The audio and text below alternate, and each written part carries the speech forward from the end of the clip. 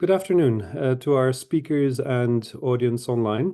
My name is Steven Lokmans. I'm a senior fellow at CEPS in Brussels and at ICDS in Tallinn. And it's my pleasure to introduce and moderate today's debate on the upcoming elections of Georgia and the country's struggle for democracy and European future. This webinar is hosted by the Georgian Institute of Politics in the framework of REUNIR, a Horizon Europe funded project with 12 partners from across the continent, which examines how the EU can strengthen its foreign and security toolboxes to bolster the resilience and transformation of candidate countries in this new age of international relations. And as Georgia approaches its pivotal parliamentary elections on October 26th, tensions are escalating both within the country. And of course, we see the wider backdrop of the international stage. The elections are seen as decisive, carrying significant consequences for Georgia's trajectory, either advancing European integration or pulling the country back towards Russian dominance, with therefore long-lasting impacts on its future. The growing authoritarian tendencies of the ruling Georgian Dream, or GD party, threaten to derail the nation's democratic process and its aspirations for Euro-Atlantic integration. And the JD's pre-election campaign is featured a call to ban opposition parties tout court, and also attacks against independent media and civil society. And this polarizing and anti-democratic rhetoric by the Georgian government has deepened divisions in a society where overall EU integration is broadly supported. And this growing societal division will arguably be difficult to heal even after the elections, adding to the instability in an already tense geopolitical environment. Also, Georgia's upcoming elections represent a test for democracy in the EU's neighborhood, both in terms of upholding European values and maintaining unity in the face of external pressures. Now, this webinar brings together long-term observers of Georgian politics to reflect on a number of questions. One, what do increasing polarization and the attempts of the Georgian Dream-led government to consolidate authoritarianism mean for the stability of Georgia? Second, what post-election scenarios may we expect? And how will these impact Georgia's relations with the European Union? And lastly, what risks does the course entail for the EU's neighborhood policy? Now, as members of the audience, you can, of course, add your own questions. Please use the Q&A function here in Zoom. Keep them short and, if possible, then address them to one of our speakers. And those speakers include, well, David Aprazidze, Professor of Political Science at Ilia State University in Tbilisi, Professor Laure Delcourt, Maîtresse de Conférence at the Université Sorbonne Nouvelle in Paris, Licinia Simão, Associate Professor and Vice Dean at the School of Economics of the University of Coimbra in Portugal, and Richard Youngs, Senior Fellow at Carnegie Europe in Brussels and Professor of International Relations at Warwick University. Welcome to you all. We have agreed that our speakers will limit their opening remarks to 5 minutes each, so as to allow enough time for debate and Q&A. And I should note that both Laure Delcourt and Richard Youngs will have to leave a bit earlier, so they will get the first opportunity to respond to your questions. So with that, David, why don't you kick us off? Where are we at this stage in the Georgian debate? And was my overall characterization a fair one, or do you see trends which are perhaps even more worrying? Okay, thank you very much, Steven. Thank you for organizing this event, and it's my honor to be part of this panel. I will try to be as short as possible and provide the internal perspective on the upcoming elections. And actually, I will limit myself to three observations and one kind of thought about what can be done and what should be done. The first observation is that even though everyone calls this election as decisive and pivotal, you also mentioned in this introduction, the campaign itself does not convey this urgency. I mean, it has been quite calm so far, and especially compared to what we have seen back in 2003, which then the students of Georgian politics know led to the Rose Revolution, or 2012, when the first time of the political transfer through elections happened in Georgia. So I'm not arguing that the calm and stable political campaign is such the bad thing. But on the other hand, if we expect something crucial to happen from these elections, you don't have this feeling actually, and especially if it comes to election campaign conducted by the opposition. That this is the first observation. The second observation is that on the oppositional front, we have seen several coalition buildings, and as you know, we have four centers more or less capable to challenge the current authorities, but none of these centers are actually as an outcome or the product of merger of two relatively big political parties. Is that rather the product of merging or attaching the small parties to a relatively bigger ones. There was an attempt to bring two centers together a couple of days ago, facilitated by the president, but we as will all know that's unfortunately failed. So only 2 days remaining before the parties must to submit the party list. Therefore, I don't expect, and nobody expects actually, to happen anything on this front. So it will remain as it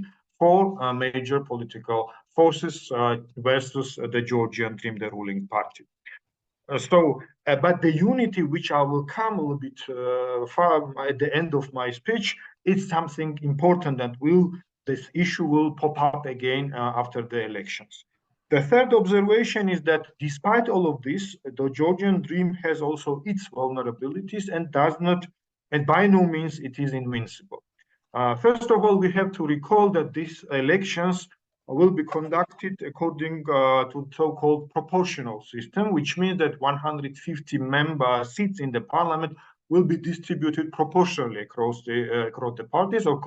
Of course, I will remind our audience that we have 5% threshold, but nevertheless, we do not have the majoritarian so-called one and single mandate seats anymore, which always has been the trump card for the ruling parties. Therefore, if we recall that Georgian Dream received 48% in the past elections, 2016, 2020, when it was comparably more popular, and on top of it, there was no clear change of the vector in foreign policy. I assume that it will be very difficult for the Georgian Dream to secure the absolute majority. Of course, we see, and that we see also when we look at the campaign of the GD.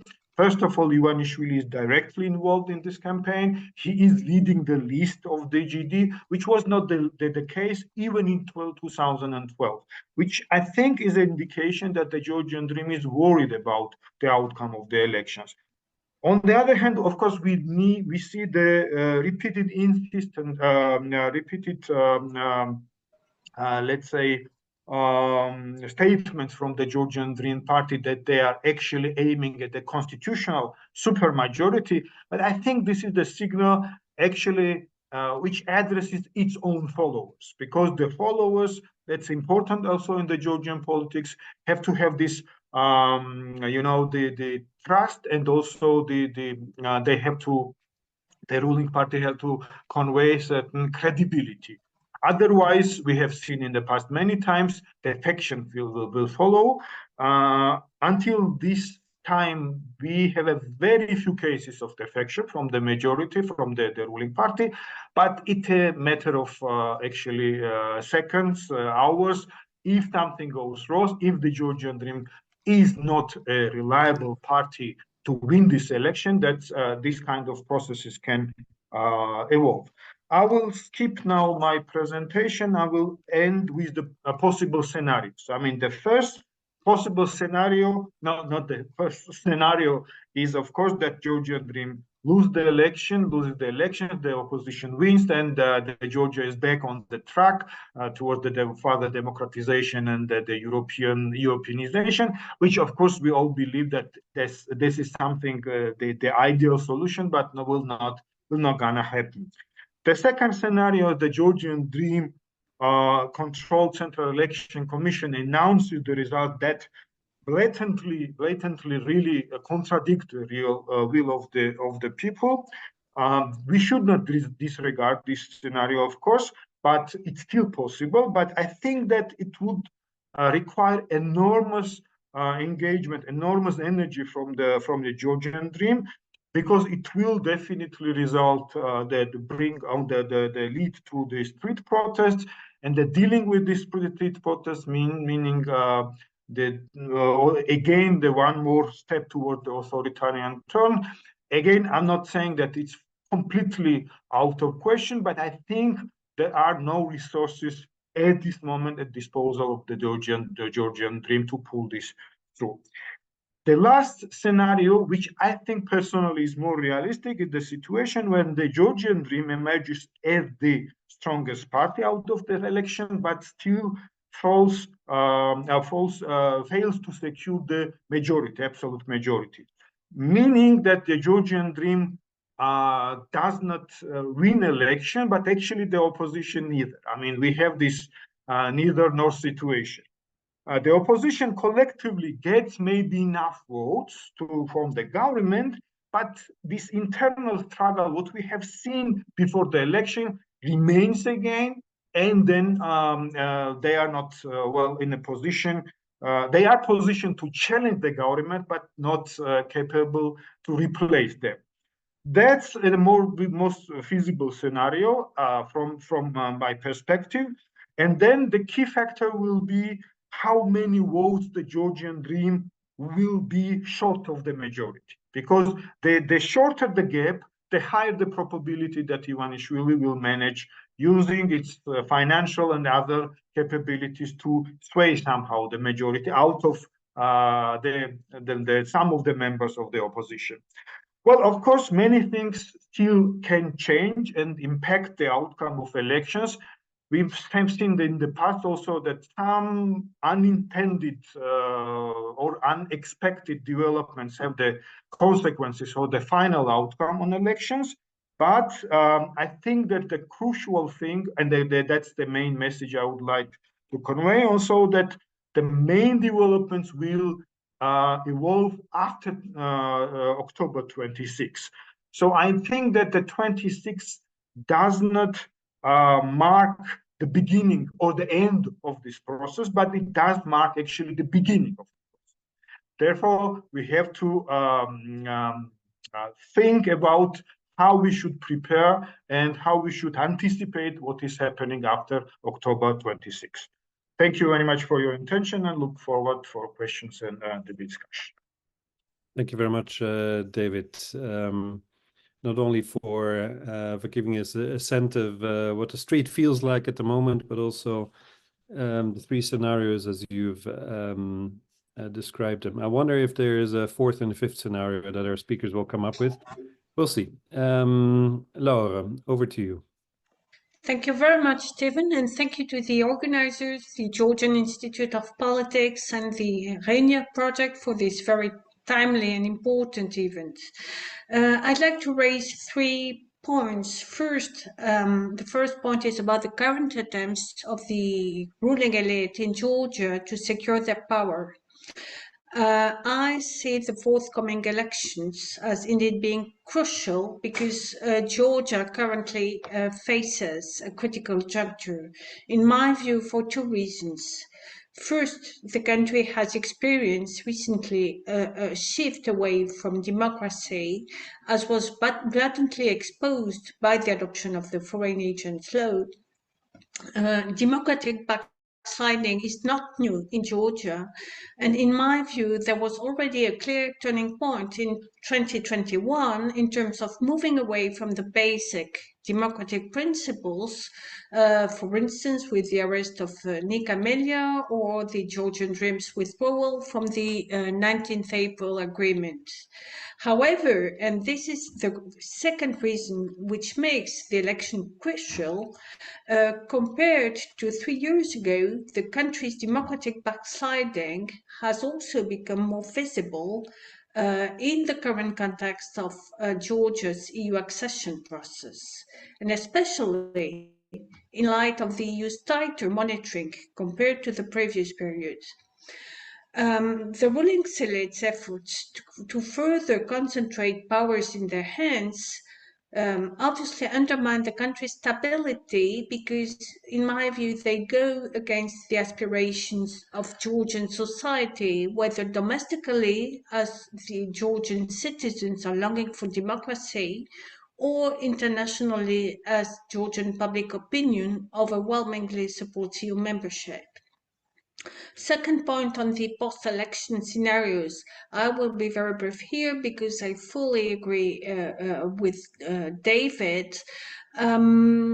I would just recall that the post-election outlook is rather gloomy for two reasons. This has to do with the past experience in organizing the elections, with already in 2020 international organizations pointing out allegations of pressure on voters, use of administrative resources by the ruling party, persisting ambiguities in the legislation, and the forthcoming elections are unlikely to score any better in light of recent developments, including shortcomings in the electoral code, in amendments introduced this year as well. Lessons from post-election experience also showed that elections have only exacerbated divisions, polarization, fragmentation, in particular, again, back in 2020, when a deep political crisis erupted. I can, however, see also, like David, positive developments like the attempts at coalition building initiated by President Zurabishvili. My third point is on relations with the European Union and how these developments will impact Georgia's relations with the EU. No doubt they will have a negative influence on Georgia's integration with the EU. Because since Georgia submitted its application for membership, and especially since it was recognized as a candidate country, the EU has become more vocal in criticizing democratic backsliding, and the EU ambassador recently made it clear that basic political principles were not negotiable, and that elections should be free and fair, but also competitive, transparent, and inclusive. And if this is not the case, several EU actors, including from the External Action Service, but also members of the European Parliament, warned that the EU may take action, introduce sanctions, for instance, individual sanctions on key members of the ruling elite, suspension of EU financial aid, but the EU could also decide the temporary suspension of the visa-free regime, or obviously review Georgia's membership application and possibly freeze this application. In addition to sanctions, in my view, the EU could also draw inspirations from the Megobari Act adopted earlier this year and target Russia's and possibly China's influence in the country, scrutinize their ties to Georgia's ruling elite, as has been done with the Megobari Act. My final point in EU-Georgia relations would focus on foreign policy alignment. In principle, obviously, candidate countries are free to make their own choices and decisions, However, once they embark on the path to accession, they are expected to align their policies with the EU acquis. And whereas foreign policy was relatively neglected during previous enlargement rounds, this is certainly not the case now. It has become increasingly salient in the context of Russia's war in Ukraine. Georgia currently aligns itself with some 44% of EU statements and decisions, with a very low convergence rate when it comes to sanctions against Russia, but also to EU support for the protection of minorities, for instance. So the EU undoubtedly expects from Georgia an increasing degree of alignment with CFSP position, and this ranks very high in the list of 9 steps identified by the EU to launch accession negotiations with Georgia. So finally, on the risk that the country's course towards autocratization or de-democratization entail for the EU's neighbourhood policy, what I can see is the possibility of a growing fragmentation in the Eastern Partnership should Georgia move closer to authoritarianism. And in fact, the risk is an increasing disconnection between, on the one hand, Georgia, and on the other hand, the 2 other candidate countries, especially if Maia Sandu is re-elected in Moldova. And in that case, if the accession process is frozen, Georgia could de facto be relegated to a lower stage of the policy in between its 2 Caucasian neighbors. And I will stop here. Thank you very much. Thank you very much, Lara, also for giving us your 2 cents as to the outcome of the elections and then zooming out to the impact of relations with the European Union. No doubt we'll come back to that. I see already a question in the Q&A function of Zoom that goes in that direction. Licinia, we're here to listen to you. All right. Hello, everyone. Let me start by thanking the organizers for the invitation and greeting my fellow panelists, everyone who is watching us and attending. Thank you for being here. I think my remarks will, in a way, complement what we've been hearing. I wanted to highlight this idea of the path that Georgia has made towards European integration. And I think it's worth remembering or reviving our memory of how that path has been developed. In one way, highlighting the importance of the institutional and bureaucratic process that has been led by the European institutions within the framework of the neighborhood policy and the Eastern Partnership. EU institutions have been fundamental in putting forward the incentives and the daily mechanisms through which this process of alignment between Georgia and the European Union have taken place. So we've seen that the results of this bureaucratic process have become visible to everyday Georgians' lives. When we're talking about the increases in trade volumes or in people-to-people contacts, in investments, and so on. And so that has had a tangible impact in people's lives, and I think that is a fundamental part. So as long as that institutional and bureaucratic process keeps moving forward, the expectations are that we will have something tangible to deliver to people, and that's why the renovation of the mandate of the current president of the European Commission is fundamental, because she is in the driving seat of this institutional process, and she's leading this idea that enlargement has a new elan that is here to stay in the coming years, and that the EU needs to enlarge. And so I think that's good news for any country that has a candidate status if the work is being done at that bureaucratic level. But the other level is political, of course. And there, I think we've seen also, in a way, European leaders learning about the value of Georgia for their own strategic interests. And throughout these decades of cooperation, this has become fully visible to everyone. And of course, in the current context of tensions, that has to be reaffirmed and has to be a narrative about the strategic relevance of Georgia for the European Union and for US as well. The US was, of course, a fundamental element in putting Georgia and the Caucasus in the radar of European partners.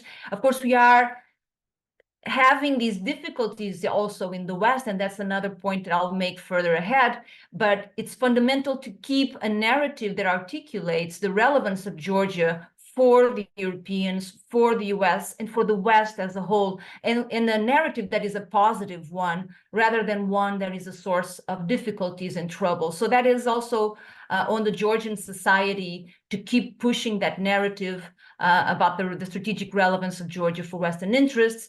And of course, this comes to the issue of the Georgian leadership, because if we've seen previous leaderships articulating that relevance and actually building a national consensus vis-a-vis Euro-Atlantic integration in the Georgian society, over the last years, we've seen that consensus being challenged, and we've seen a different role being played by the Georgian leadership. So we are at the point where the bureaucratic processes may be still ongoing, but we cannot undermine that, and we need the political leadership to also at least articulate a positive message. And I think that's on the opposition, of course, to keep doing that.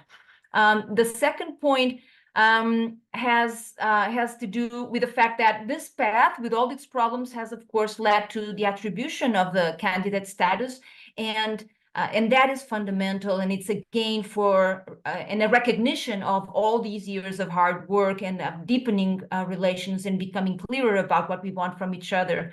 But the context has changed dramatically, right? And so not only for Georgia, but for the West as well. And that's the point I was making earlier. We have a lot of uncertainty and unpredictability also regarding the level of Western support to Georgia's liberal ambitions. And this, of course, may mean that the challenge to Georgia is to keep reminding its Western partners of the importance of coherence around democratic values, conflict resolution, which we haven't addressed at all, and the respect for Georgia's hard-earned sovereignty. What I'm aiming at with this comment is for this delicate balance that democratization policies need to strike. You cannot interfere too much in your partner's internal affairs, running the risk of feeding this idea that the democratic movement is not endogenous, but you cannot also stay too far away that you don't influence. And I think because Russia has played so well this card of denouncing every democratization movement as something that is brought from outside and without endogenous roots, that this needs to be proof and made proof of. And I think that's the balance not only for the EU, but for the Georgian society. And my final point has to do with this idea that we need to look at the state building process of Georgia since independence. We're looking at these 30-something years, and the maturity of the political system in Georgia is still under challenged, and it's still very much being questioned at every turn.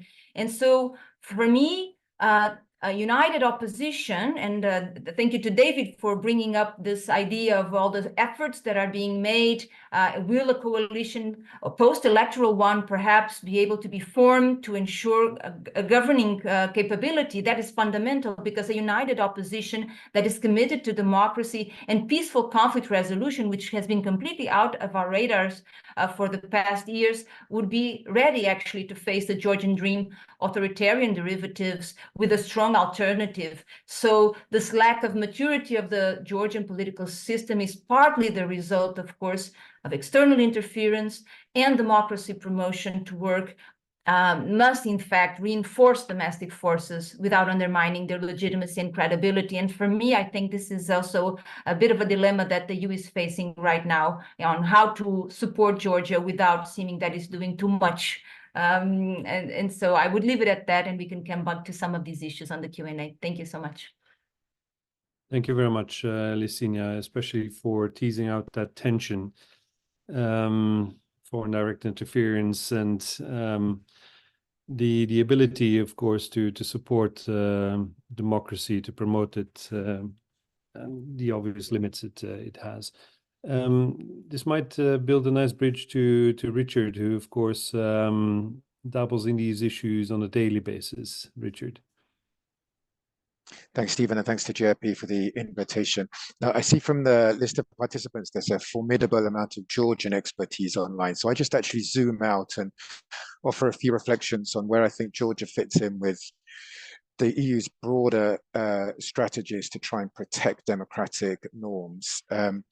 I think there are several areas where the EU's policies need sharpening in this respect. My first reflection would be that I think what the EU needs, and I may differ from others slightly on this, I think the EU needs a better defined counter-autocratization strategy rather than looking at Georgia just through the prism of enlargement. I think what's going on now in Georgia, as in other places, goes well beyond modest democratic backsliding. It's something far more systemic.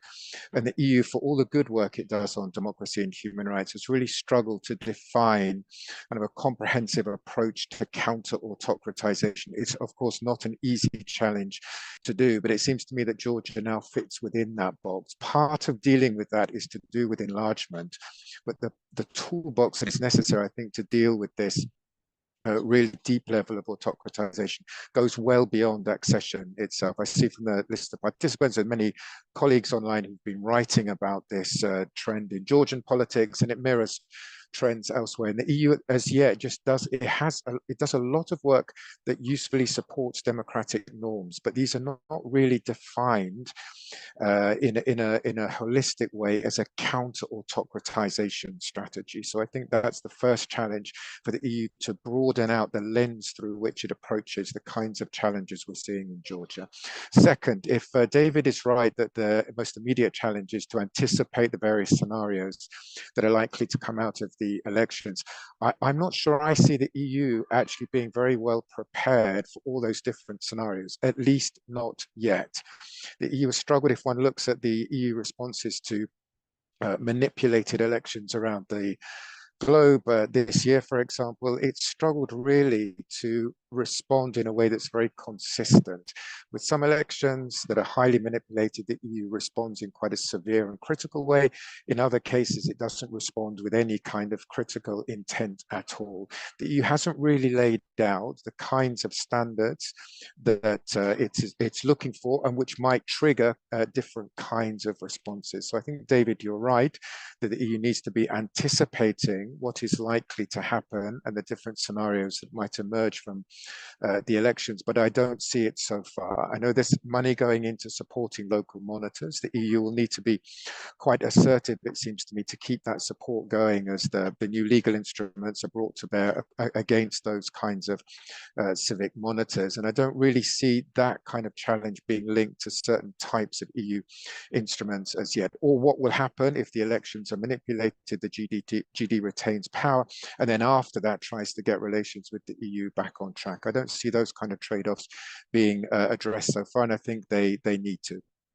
Third reflection, there's no good options for the EU here. Anything it does is likely to be used by the incumbent regime. But I think at least what it does need is to look at mechanisms for tilting more towards civil society. Of course, an older observation, and many people here have made the observation. I think over the medium term, that entails the EU having to redefine the content of its political conditionality under the enlargement framework. I think at the moment, many of the conditions we all know are rather imprecise and perhaps not likely to be met. And I think those kind of conditions need to give way to conditions that are more about making the process of enlargement itself more participatory and not simply an end goal once democratic reforms are back on track, but an instrument that can itself try and harbor those positive moves in democracy. And just two final very brief thoughts, Stephen.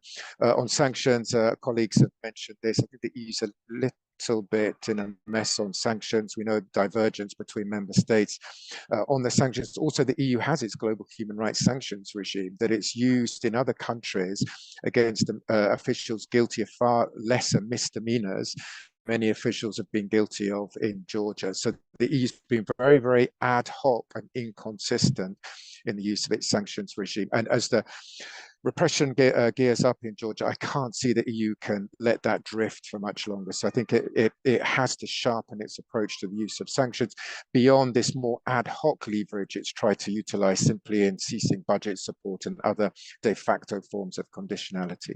Then final thought, Stephen, on the funding, where the money goes in Georgia. The EU's done a lot of really important work in bolstering Georgian civil society. I think it's well known Georgian civil society is one of the best in the world. There are many people online who benefited from European support. But I think the EU has struggled as well to get support to some of the newer social movements, newer actors coming through. It struggled to do this in all countries around the world, not just in Georgia. And if I had to identify, I think what one priority where the EU could really make a difference, it would be in sharpening its tools to get support to a wider range of civic actors. What it defines as civil society at the moment is not really civil society. It's one very, very narrow portion of it. And I think if you look at the way political dynamics are changing in Georgia as elsewhere, the EU is well behind the curve in responding to and dealing with those changed political dynamics. I think I've talked too long, so I'll leave it there, Stephen. Thanks. That's fine, Richard. Thank you, all of you, for sticking to the allotted time. Richard, just a clarification on your very final point. Which actors are you talking about?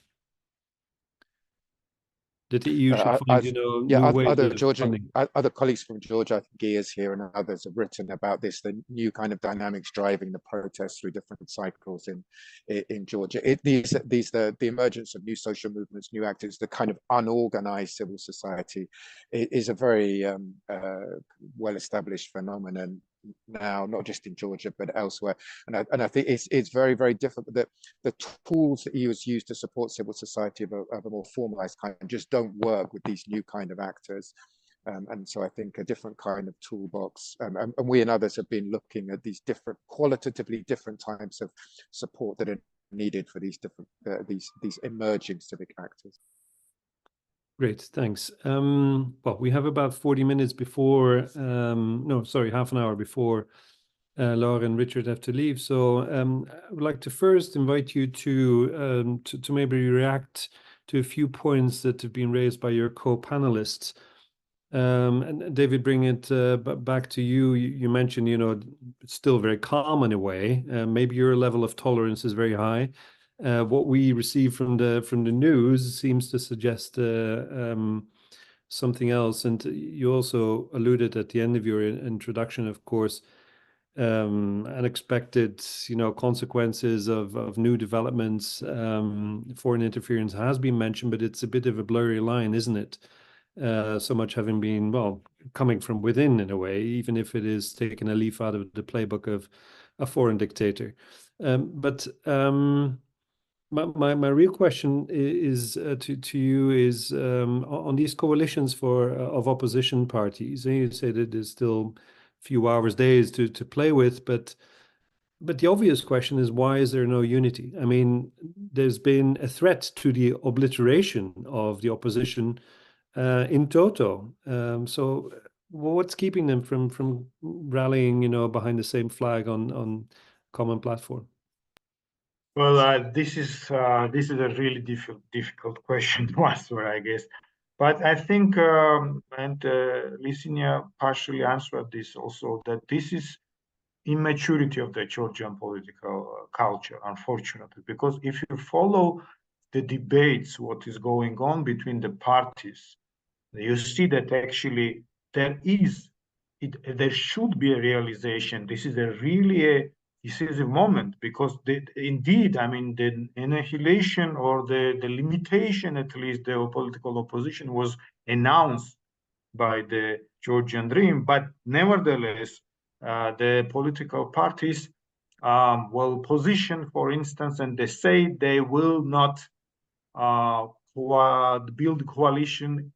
Some of the political parties say with the Georgian Dream, but also they also question building the same coalition with UNM, the former ruling party of the country, which is it's a naive, very naive, because if you count simply the numbers, there is no coalition possibility excluding UNM, right? I mean, Therefore, making this as a requirement to build a coalition, the unity, is completely irrational.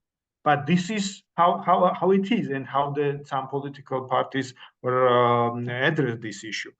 Therefore, I don't know, is it the personal issues? Is there also some connections we do not see? I don't want to speculate, but we all know that Ivanishvili had enough time to corrupt the political system here in Georgia. And part of this is on the surface, but part of this is not visible for ordinary observers. Therefore, there is a complex of factors, but unfortunately, and I think that it makes no sense now to go deep and investigate these issues, because as I mentioned, it's only 2 days left, and I don't think that putting efforts into that is bringing anything. Therefore, and I excluded this from my presentation, that it's more important now to persuade the ordinary citizen to go to vote, despite all these difficulties and divisions inside the opposition, vote for any of these possible challenges of the ruling party. And it's important to focus this voter mobilization, I direct these voter mobilization efforts to big cities like Tbilisi, Batumi, Kutaisi. Why? Because these cities have residents who live in the cities, but actually they are registered for voting outside of Tbilisi. And to motivate those guys to go and spend some effort, energy, time, money, and vote, this is important thing.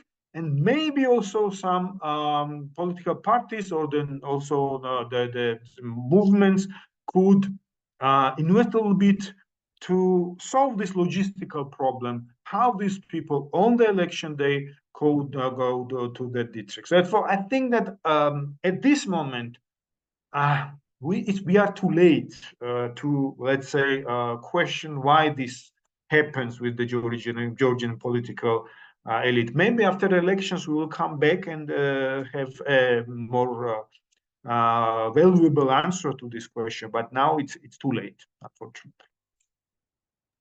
Thanks, David. We'll come back to the point later on.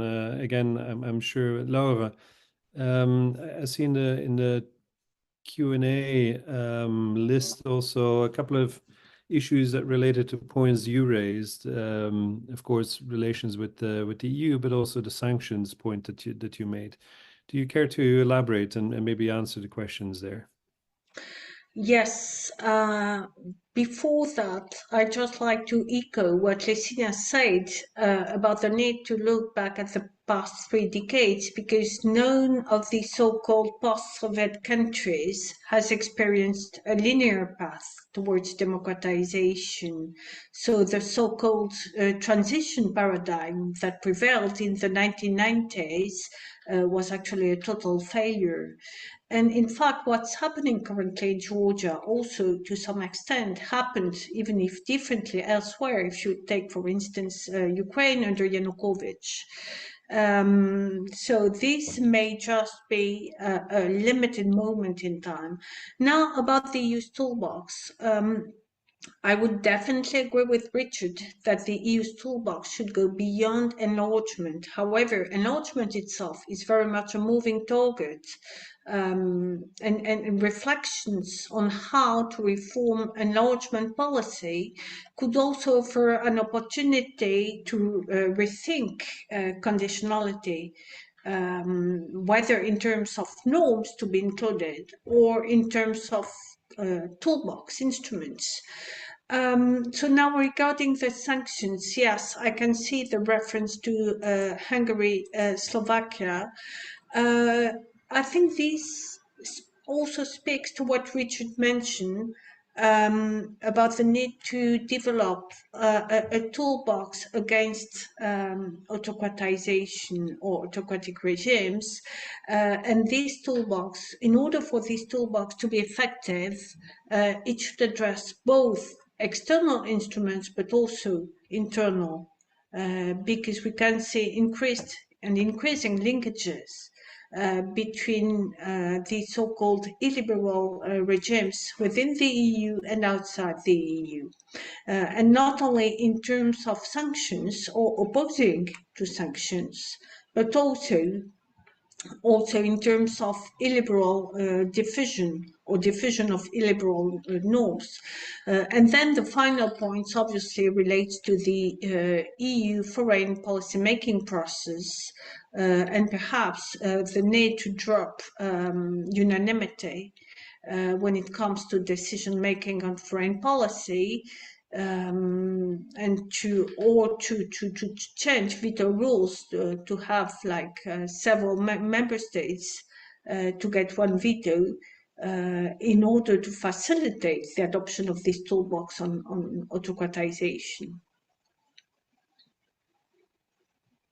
Yesenia, I'm eager to hear what you thought of the remarks made by some of the remarks made by your co-panelists, but I'm also keen, maybe now or later, to hear a bit more about where you think the narrative about Georgia's strategic relevance to the EU stands at this moment. Where does it fall short, and what should be done? But an open invitation to respond first to things you've heard before.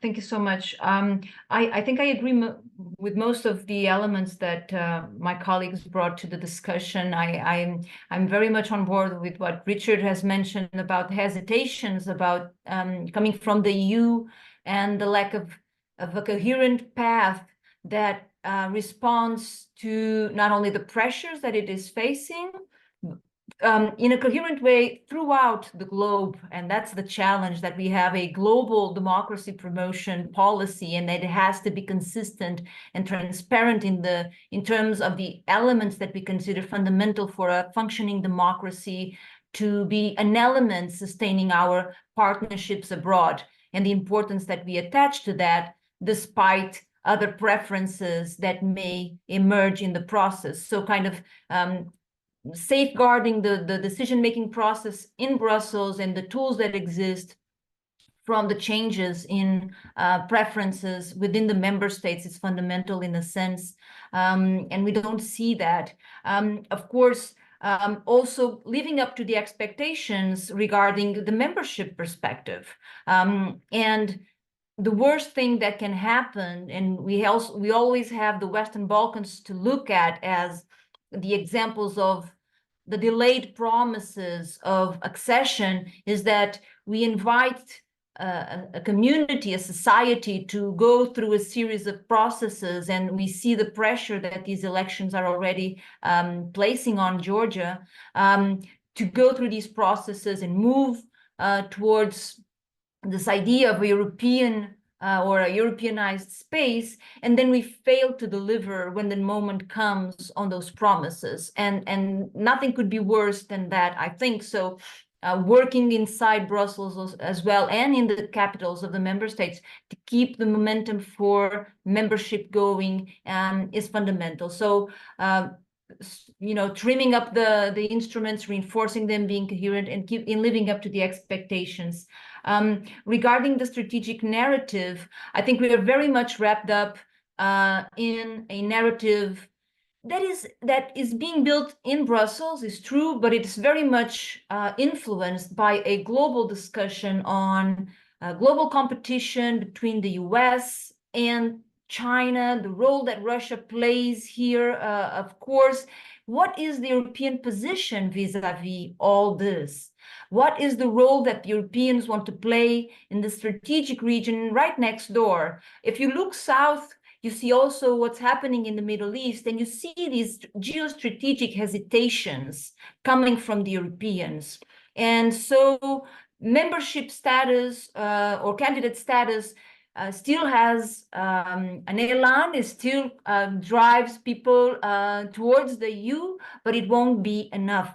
And so looking at Georgia as a partner that has something to bring to the EU, and we want Georgia inside the EU because it's important for us, not just because it's important for Georgia, or we think it's important for Georgia.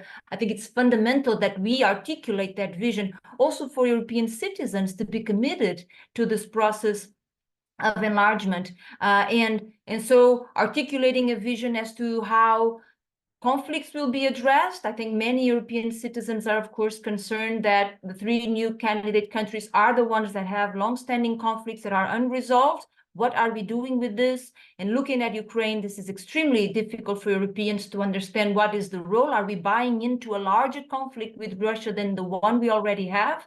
So we need to address that. And also, what sort of economic and social project do we have to offer to these regions? So I would really like this new articulation, move past the idea that we're doing this for the Georgians. We need to be doing it for us Europeans as well. And I think we can, enumerate a series of reasons why Georgia should enter the EU, but I think we need to do it from a positive narrative rather than one of fear. I think that's an important step moving forward. Thanks. Richard, that ties into your point that the accession process ought to be made more participatory. Do you want to unpack that idea and maybe suggest how it could be done? I come back to my initial point that it seems to me that what the starting point for the EU should be defining what is required for an effective strategy against autocratization, and then defining how enlargement fits within that strategy rather than the other way around. The evidence from democratization work is not promising. The evidence suggests that most countries that start along the path of modest democratic backsliding, most of those countries end up with a complete collapse of democratic norms and the kind of deep-seated autocratization we're seeing now. So I think if Georgia is to prove an exception here, it's got to have a really significant, dramatic degree of mobilization. I think the EU can contribute to that. Most of it's got to come domestically. The EU framework may not be the most agile and appropriate to try and respond to many of the challenges we've seen. I think on enlargement itself, one thing I would distinguish between is what we mean by geopolitical enlargement. I think we're all aware that the strategic narrative, the geopolitical imperatives are at the top of the EU's agenda. But I don't think a geopolitical enlargement is synonymous with an enlargement that dilutes conditions related to democracy or becomes simply about a kind of pragmatism that sidelines the underlying political dynamics. I think the underlying political dynamics are the geopolitics that the EU needs to incorporate into its enlargement strategies. None of that is really reflected in the way the EU sets its political conditions at the moment. That's again a fairly well-established point that has emerged from Loch and others on work on previous rounds of enlargement. I think the EU does need to update its approach on that and recognize that the political processes through which change is likely to come in countries like Georgia are far more tilted towards societal mobilization than they perhaps were in the Central and Eastern European candidates in the early 2000s. And I don't see the EU's been talking about updating its enlargement methodology now for more than 2 years, and it's not really getting anywhere with it. 2.5 years is a long time when you look at the dramatic and dynamic and fast-moving events in a country like Georgia. So that was the gist behind my suggestion about redefining the kind of political route that the EU needs to help countries getting into the EU, but also for member states not to link their democracy strategies too tightly to the enlargement strategy, because if enlargement falters for any kind of domestic internal EU reasons, then the democracy strategy falters by association. And I don't think European states should allow that to happen. Right. I see additional questions coming in. If you would like to respond to those, then please let me know. And I'm in the first place again looking at Laura and Richard in this respect. But while they think, David, the first question, which has been up there for a while now, of course, links, the second one as well, actually, links, your 3 scenarios to an expectation of how the EU might react. Could you, from a Georgian perspective, extrapolate your scenarios into what Georgians would expect, or what you personally, but more widely, through society, what you would expect the EU to respond to? Well, first of all, I think that I agree that the Georgian, I will try to give you the Georgian reading, how the EU reacts and whether or not this is the optimum reaction to what's happening to Georgia, in Georgia. I think that there is a understanding, again, broadly speaking, mostly in the expert community, but also part of society who is interested with this kind of developments, that the EU has no strategy what will happen after October 26. And they do have what's happening until 26, but after this, okay, there is a promise about, oh, that there is a let's say indication that the sanctions will come, but actually what type of sanction, how it will play out, whether or not Hungary and Slovakia was already mentioned many times, they will agree on that, whether or not the Georgian government, if the GD, assuming they remains in power, will not use this contact which they have through this, let's say, Trojan horses inside the EU. I mean, there is somehow the feeling that nobody really thought through about the possible scenarios. Let's assume the following way. The EU, the Georgian Dream, one of the messages of the Georgian Dream, which the party communicates within the society, is that after the elections, the situation will calm down. And beginning next year, the relations of Georgia and the West will get again normal, which I don't believe, of course, because I think that we already passed through the point of non-return. But there are still people who do believe in that narrative, And let's assume the situation when the Georgian Dream continues on this Western path, and you've seen the campaigning, right? I mean, placates, all these the campaigning materials or design of these materials, where you still have the EU flags on it, and you have still this EU aspiration as a leading, let's say, promise of the Georgian Dream. What happens when if the Georgian Dream continues on this way? How it is the answer then framed, right? Therefore, I think that this is something we have to address, because indeed, this is one thing. And then the second moment is also, we mentioned this geopolitical dimension of it.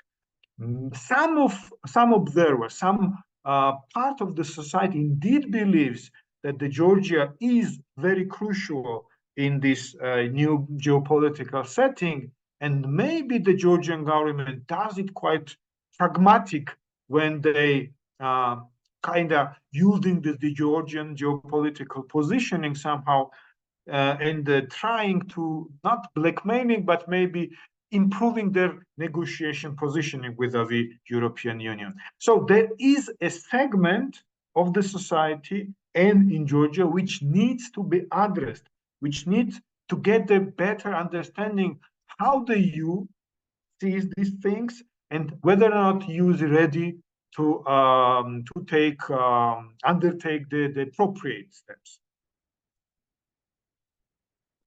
Thank you, David. Meanwhile, I would encourage members of the audience to keep their questions coming. I see that Professor Nodia has raised his hand, so I assume he wants to come in. Not sure, Gia, if you could just unmute yourself and then ask the question. Also looking at our logistical support staff here to help out. Yeah, just a minute.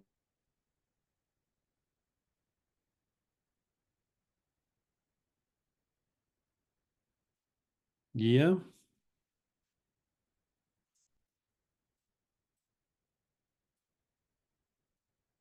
Yes, I think you can unmute yourself. Yeah, go ahead. Yes. Okay, so so my question is to David, but also to anybody else, maybe Richard or anybody. It's about Europe, Western and European role in these elections as such. Today, our chairman of parliament said that the West outside force, external forces, sort of interfere in our elections, and basically that opposition campaign is orchestrated from abroad.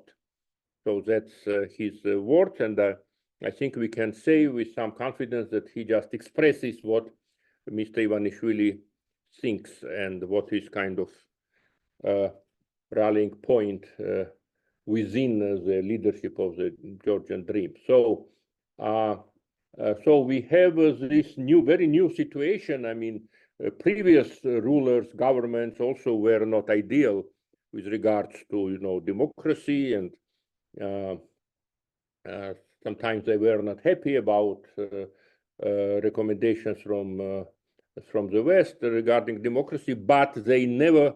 It was very important for them not to spoil relations with the EU and the US, and not to be seen as kind of spoiling those relations. But with Georgian Dream, we see that they are almost flaunting those sort of being proud of their bad relations with the EU. Okay, it's very inconsistent. They also say that eventually relations will improve, as David mentioned, but now they kind of play this sovereign democracy card without using that exact wording, so that we are, doing what we want. We are doing kind of our national thing, and we are not submitting to the will of foreigners.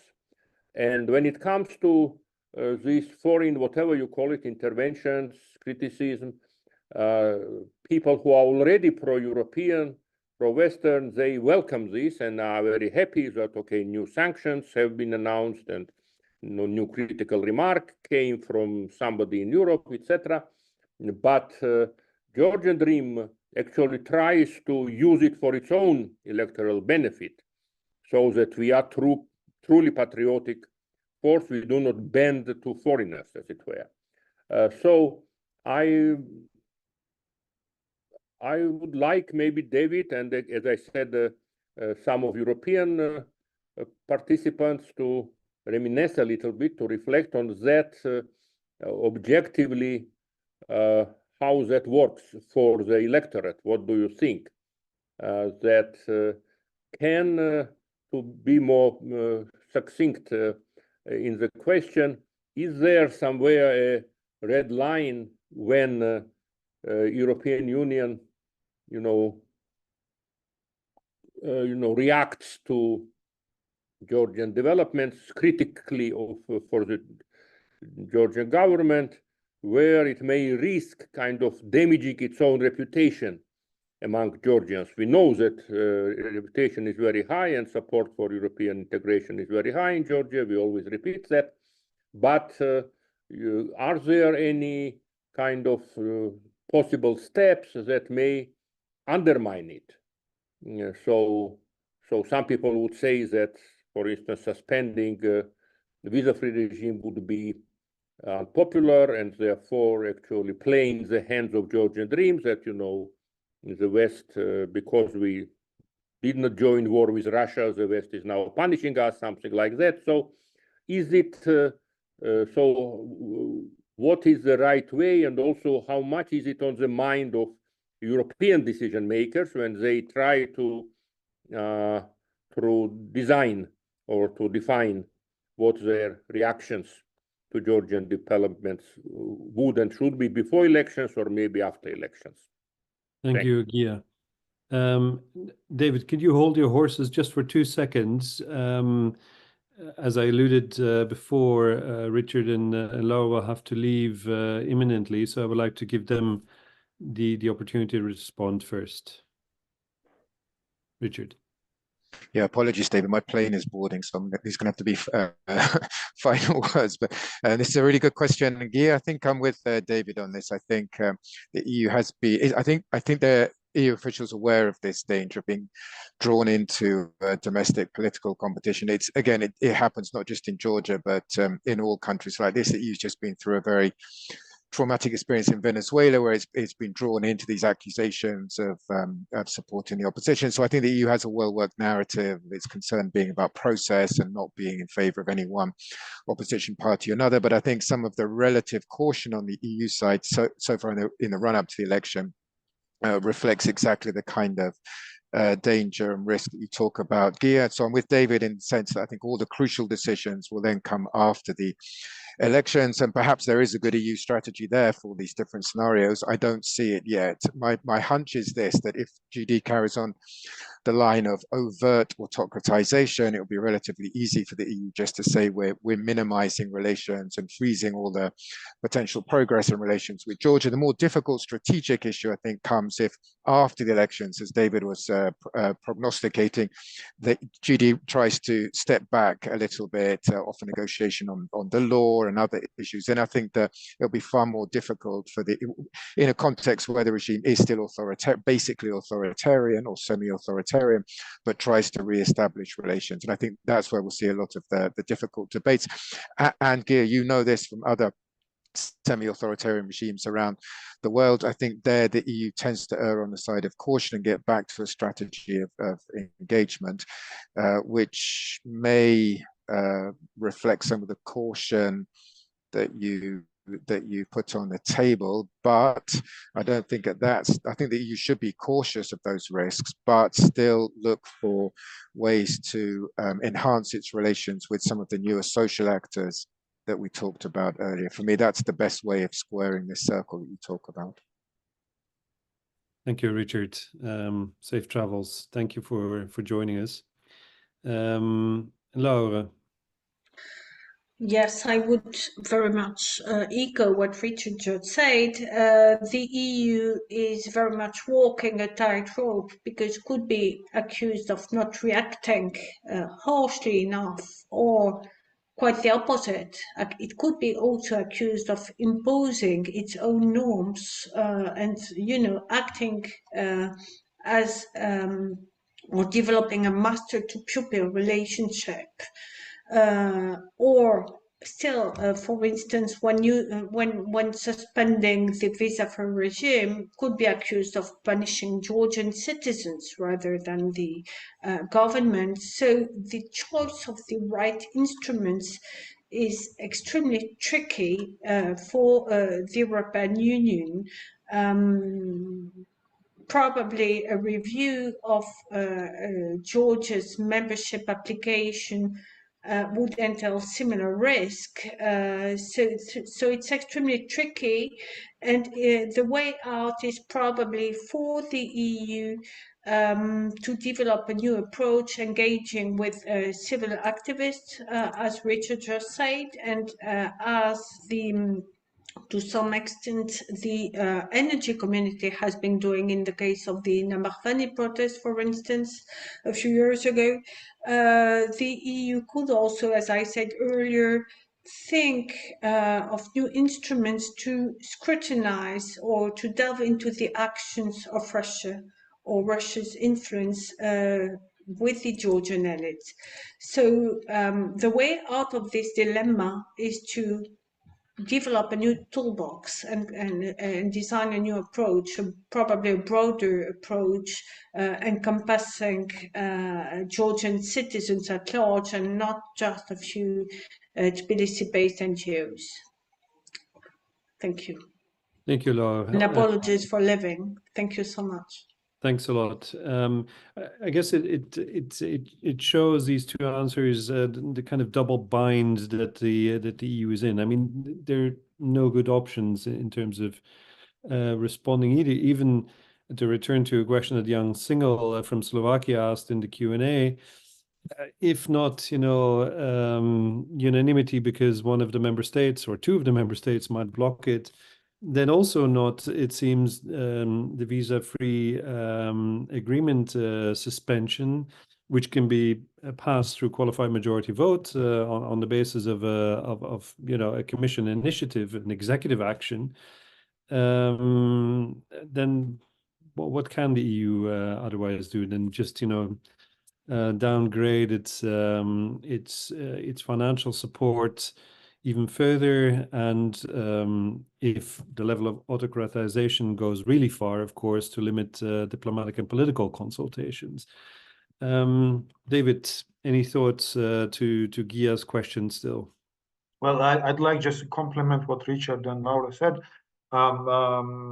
Action, and maybe bring an example where having a strategy would have a, not a strategy, but a very, well, more or less clear, clearly outlined, let's say, possible responses would help.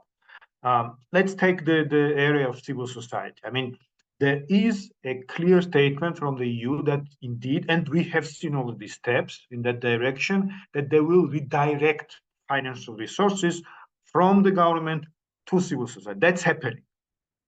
But the question is that if the law, which is already in force, will eliminate the civil society organizations, who will be able to use these funds? And what are the mechanisms to access the funds?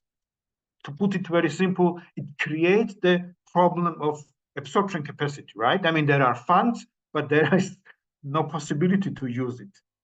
So these are the questions I think we have to, that's a very practical, very specific question, right? But we don't have an answer on that. And there are many such questions. And if the EU, and I am completely aware that EU is not a simple animal and there are lots of internal dynamics going on, but if this you know, the toolbox, or at the least just the responses, if this happens, that kind of response will come. If this happens, that kind of response, it will be enormously helpful. Because I completely agree with previous speakers that I don't expect that simple black and white picture will emerge on October 27. It will be very blurred. It will be, again, very hybrid, very challenging, and the simple answers will not happen. But of course, I again understand that putting blame on the EU is not the right decision. This is up to us, Georgians, to make the same things going on rolling on the right track. Thank you very much, Licinia. You've been patiently listening, but I know that you have ideas here too. Oh, I've been listening with great pleasure. Well, yes, on this double bind, right, that the EU is in. If it helps too much, then it's interference. If it doesn't help, then it's abandoning its partners. Also, this last remark that David just made has to be on the impact that the law might have on preventing different civil society actors from actually using EU funds made available to them.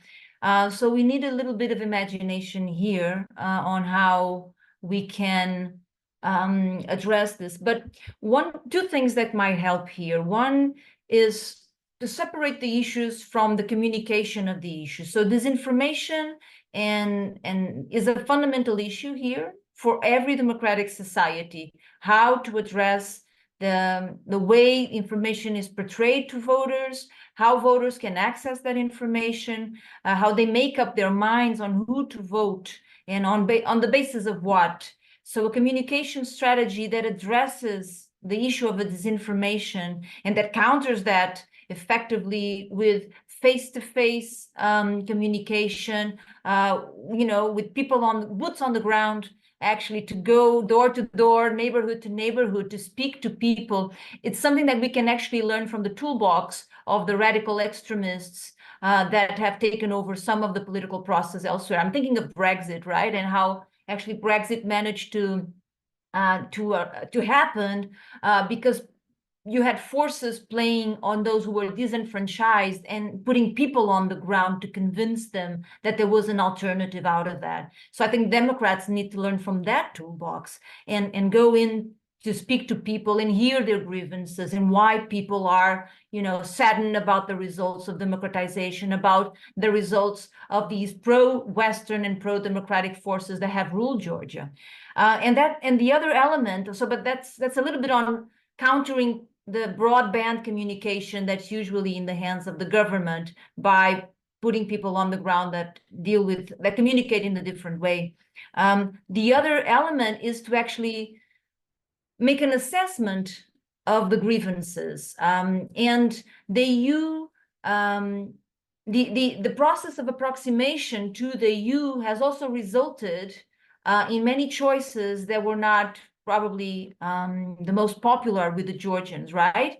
And so understanding where those grievances come from, where we can have compromise, and where you need to define what is fundamental for people. I would be totally against the sanctions coming to Georgia if they come through the suspension of the visa-free regime, visa facilitation regime, just because that's the tool that you can use because of its own internal problems. It sends completely the wrong message. So we need to avoid the temptation to use the one that we can use, and use one that is actually sending out the right message, because that targets ordinary people, and this just sends the wrong message altogether. And so people who do not have jobs, students who cannot complete their studies, the quality of institutions, all those are grievances that we know still are relevant for Georgians when they vote.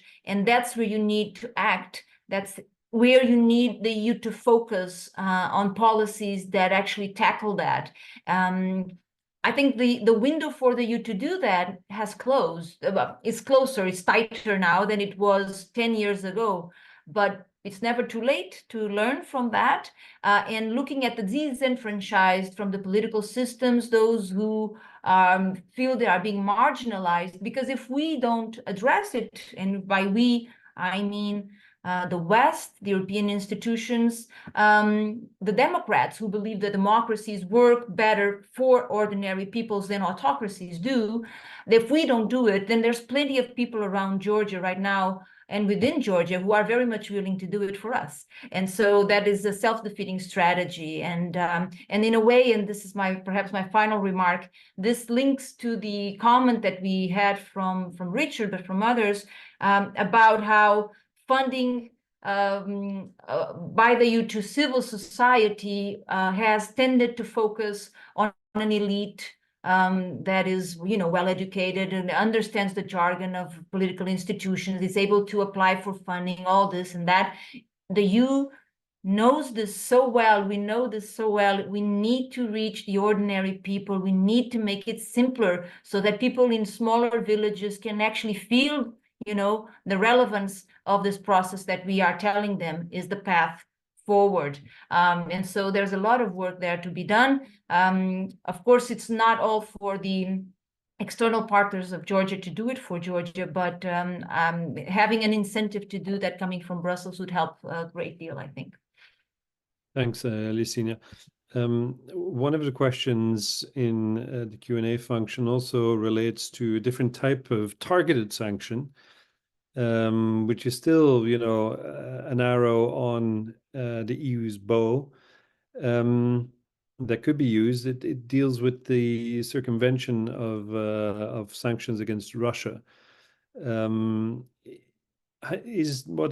question, suggests that the EU has totally ignored this type of circumvention through Georgia.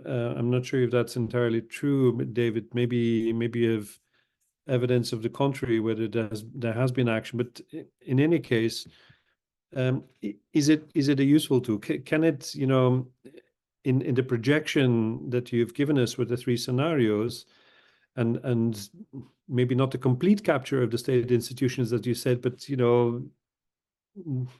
the growing capture for sure, is it still something that is it a tool that could be used by the EU to hit the movers and shakers where it hurts?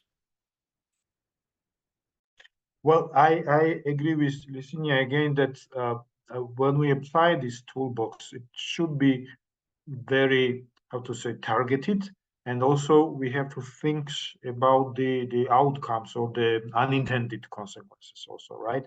I'm not an expert on how the EU makes decision on this issue. Therefore, I beg apologies if I say something completely wrong, but instead of introducing or the banning or even suspending this visa-free, visa liberalization system, I would suggest to ban or sanction those politicians who actually very much like traveling across Europe, their families, who actually contribute to this democratization, authorization. That will be understood in the society, right? Not all flat or all including sanctioning, but really targeting those who are really making the decisions here in the country. As for the sanctions or the sanctions and the circumventing the sanctions against Russians, I don't have any evidence, therefore I will leave this question out. But if Georgia is somehow involved in their evidences, I would completely argue that you should, and the US also should use all the means to answer this question. I think that this is something that the society will accept and understand completely. And there was also the mentioning to Ukraine in the chat I've seen, and this is completely something we blended out at this moment. We left out of our discussions, but actually everything what's happening now in the post-Soviet space, including this enlargement, including these attempts of the complete authorization of complete state capture by the GD, actually the war in Ukraine was a trigger of that, right? I mean, after all these processes evolved. And I completely agree with the author of this statement that the development in Ukraine, how the war evolves, will have enormous impact on Georgia, not only in Georgia, but also in Armenia and other part of the post-Soviet countries.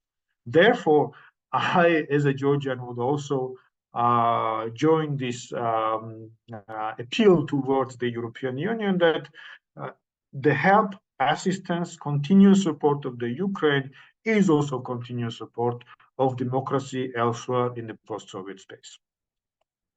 Thank you very much, David. Lisinia, final thoughts? Yes, I would like to maybe tackle a little bit the issue of the sanctions. I'm not an expert either on sanctions, but what we do know is many of these sanctions have the aim of regime change. And that's not a good thing right now, because then we fall within the trap of interference, right? And actually, those in power who are targeted by economic sanctions, for instance, they may actually amplify the effects of those sanctions and deprive others from the resources that they need. So targeted sanctions, because of the specific policies, they have to be very well justified. Otherwise, it's just interference into Georgia's elections. Leveling the playing field is fundamental. And yes, also opposition needs to have access to the space, the political space, the public space, making its case. If there are specific violations of EU agreements, then you may think of targeted sanctions on those cases, but they cannot be politically motivated tout court. We cannot do that. And I think that would harm the relations between Georgia and the European Union very much. I don't mean to sound naive, and I don't think anyone is expecting the EU to behave in a naive way, saying, you know, we have to leave it for Georgians to make their own mind. We're not dealing with a context where we can afford to be naive, but understanding how many of these sanctions can be counterproductive and be played out against the objectives of the opposition and those who defend democracy has to be on our table. So I'm very cautious about the issue of sanctions as we are going through a process of elections. That is, for me, meddling directly in the election process, and I would totally advise against that right now. Yeah, that's the way I was also responding to the final question that was posed in the Q&A function here on Zoom. I see there's actually a new question that has just come up.